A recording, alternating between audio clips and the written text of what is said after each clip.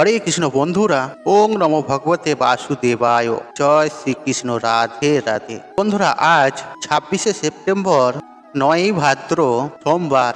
আর আজ থেকেই শুরু হচ্ছে এই পবিত্র জন্মাষ্টমী, আর যা থাকছে পরের দিন 10ই ভাদ্র, 27শে সেপ্টেম্বর, মঙ্গলবার দিন পর্যন্ত। এবং আজ এবং আগামীকাল মঙ্গলবার দিন, এই দুই দিনই এবছর জন্মাষ্টমী পালন করা যাবে।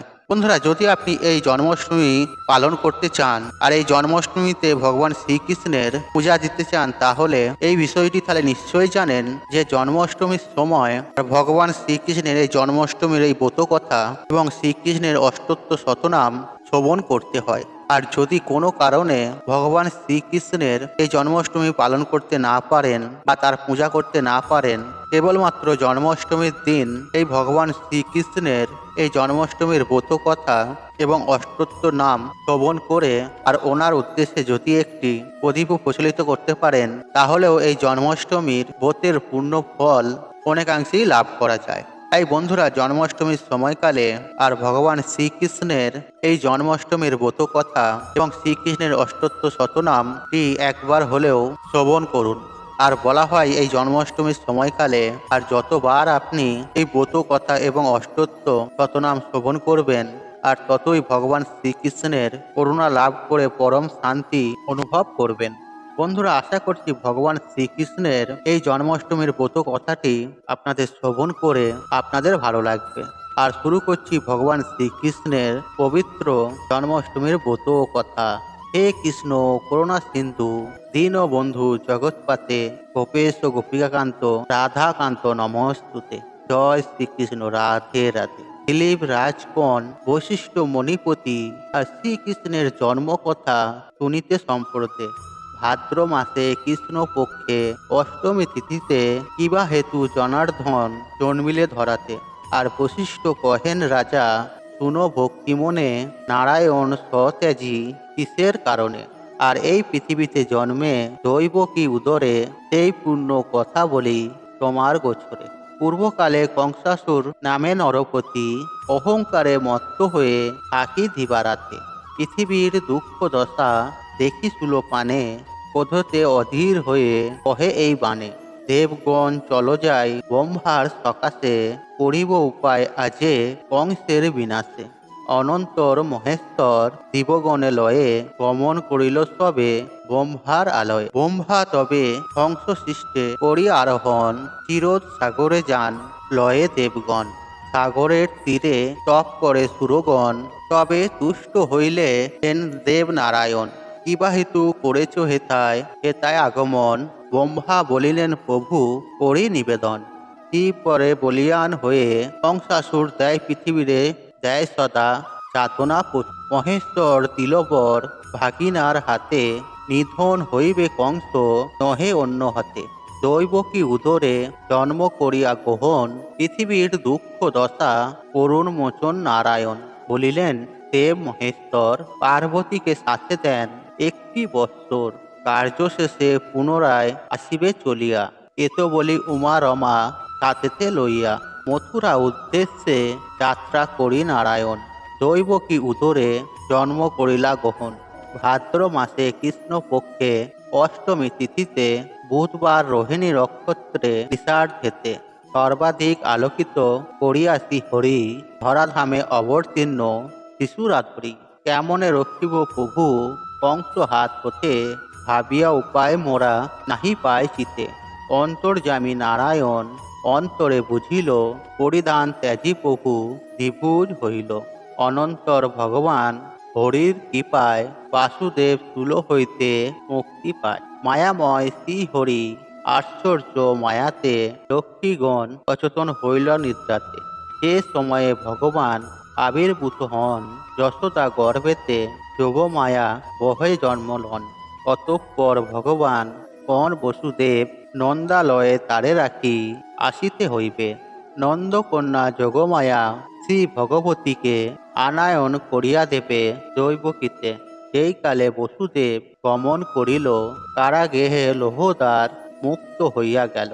মন্দ মেঘ গণ্যে গর্জন, মৃদমন্দ বৃষ্টির ধারা হে পতন। স্বয়ং অনন্তদেব সর্পরূপ ধরি পারি নিবারণ জন্য কৃষ্ণ শিষ্য পরি ছত্রের মতন ফোনা করিয়া ধারণ। শ্রী বসুদেবের সাথে তিনি করে গমন। এইভাবে বসুদেব যাইতে লাগিল, যমুনার তটে আসি উপস্থিত হইল। গোকুলে বহিছে বান, বসুদেব ভাবে কেমনে হইয়া পার গোকুলে যাইবে। হায় কি করিব বসুদেব কাঁদিতে লাগিল, অন্তর্যামী নারায়ণ অন্তরে জানিল।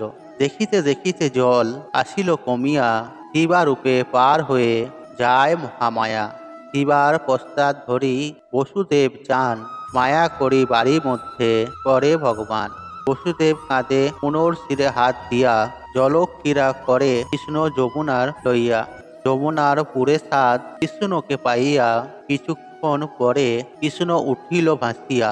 সানন্দে বসুদেব তুলে নিয়া কোলে, যমুনা হইয়া পার আসিল গোকুলে। অন্তর বসুদেব আসিন্দালয়ে, যশোদা নিকটে দেখিল কন্যা আছে শুয়ে।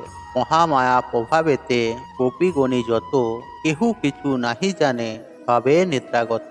যশোদাও পুত্র কিছু না বুঝেছে, জানে কোন দেবরূপী জনম লভেছে। যোগ মায়ারূপী কন্যা দৈব কিকি দিয়া, বন্ধন স্থানেতে বসু আসি চলিয়া। যোগ মায়া প্রভাবে পুনঃ বন্ধন ঘটিল, কারাগৃহ পুনরায় আবদ্ধ হইল। মহামায়া সত্যজাতা শিশুর মতন, বন্ধন করিবা মাত্র জাগে রক্ষীগণ। এক রক্ষী কংস পাশে করিয়া গমন, দৈবকী পোষক শিশু করে নিবেদন। বিদিত হইয়া আসি কারালয়ে, দেখিল দৈবকী কোলে কন্যা আছে শুয়ে। বোধে কংস ধরিবারে উদ্ধত শিশুরে, দৈবকী কন্যাকে হন জড়াইয়া ধরে। কষ্ট সিদ্ধ আঁকে নিয়ে বলে, বারবার পান ভিক্ষা দাও রাজা কন্যারে আমার।